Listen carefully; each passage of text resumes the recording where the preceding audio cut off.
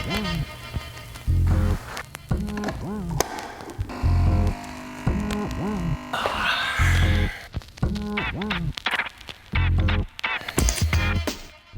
I think we're live. We're live. We're live. Success.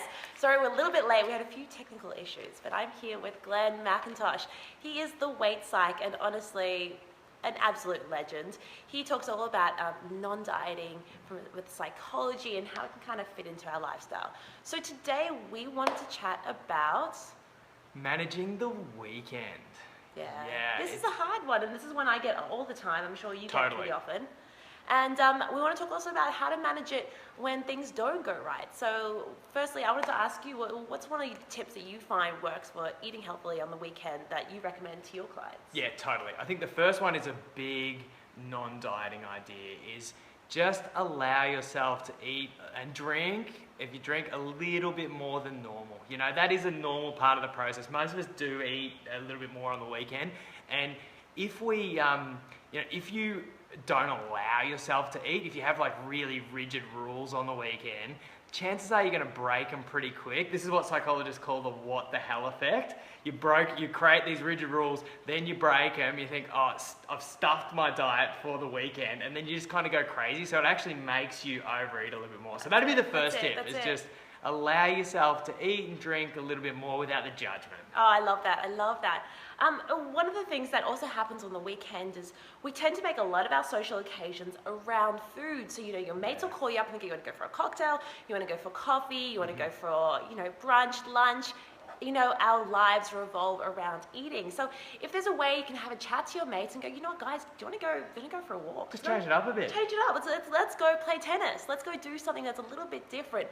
It's a great way to catch up. And also it just kind of changes that whole need to make socializing based around food. It's so funny, Lindy. I don't know if you get this, but I get this with my people all the time, is that they kind of get together with all of their mates. They all eat a bit more than they would like and drink a bit more than they would like. And they go home individually like, oh, I kicked myself. And then sometimes it just kind of takes one person to switch it up and go, let's just have a coffee and see a movie, or let's go for a walk. And people are like, yeah, let's actually do that. Because everyone, we are so food centric. But we all, most of us, we do want to be healthy as well. Most people want to be healthy. That's exactly it. And I think that kind of feeds onto another idea that can be really good. And, this is a vintage, it's a typical psychologist idea, is just to learn how to, in a way that's right for you, and also in a way that's right for the people around you, just learn how to say no. Yeah. And I think the way that I like to do it is make it so it's not such a big deal. Like I do this, I've got mates who love to drink, and instead of apologising, oh no, I'm driving tonight, I go, no, I'm driving, it's cool, just get me a sparkling water or whatever, and you form that impression, there's no big deal, and people are like, oh yeah, that actually really doesn't matter if they eat or drink that or not. You be cool about it and they'll be cool about it, right? That's totally. Exactly it. One of the things that happens is when you do have a lot of these social occasions, you tend to feel like, okay, I have to eat at every single occasion.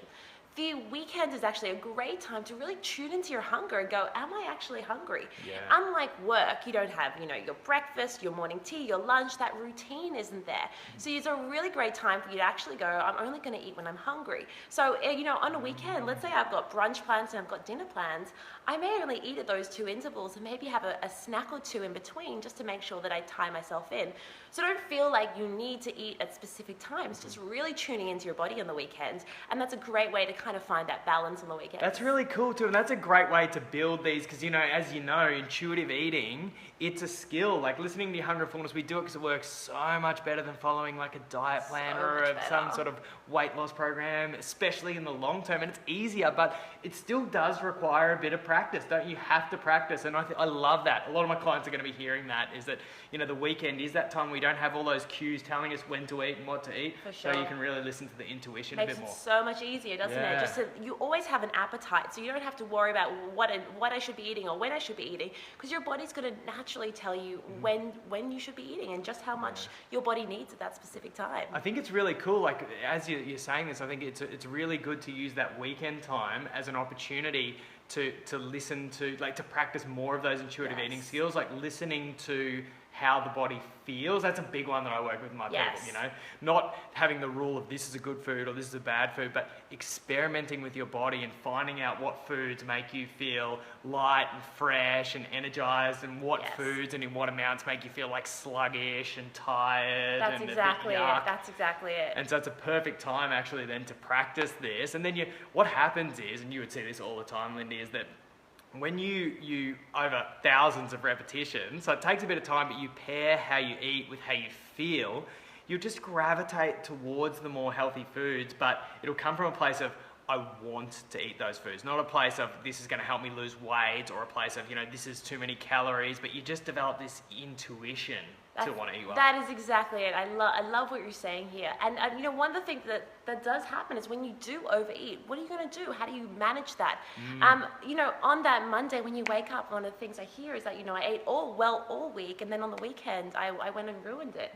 So how do you actually get back onto that? That's kind of a bit of a thing that I think we often give ourselves a lot of guilt. We feel like we need to restrict. Oh, I ate all of this and now I need to try and pull back and eat a little bit less. But honestly, that's only going to keep you stuck in that emotional eating cycle. That's the worst thing you can do, isn't it? it? It's kind of intuitive. It's like, I've overdone it. That's it. Now I want to kind of restrict a little bit. But as we know, you know, that restriction leads to preoccupation about food. It's going to make you think about food more. It's going to make you want to eat more, and it just sort of continues the cycle. So that's exactly it's probably a really good tip, Lindy, as to what not to do. It's like you will have that urge, a lot of people, to say, you know what, I'm going to restrict a little bit, but just to kind of let those thoughts come and go and just continue on with eating a bit healthier. Exactly. It's not a big deal. Just let it go. Just learn about what you did and how you can do it better for next time. It's not a big deal. And I think that's really important, you know, from a psych's angle, is to have compassion for yourself. You know, we know that no matter what you're changing, whether it's your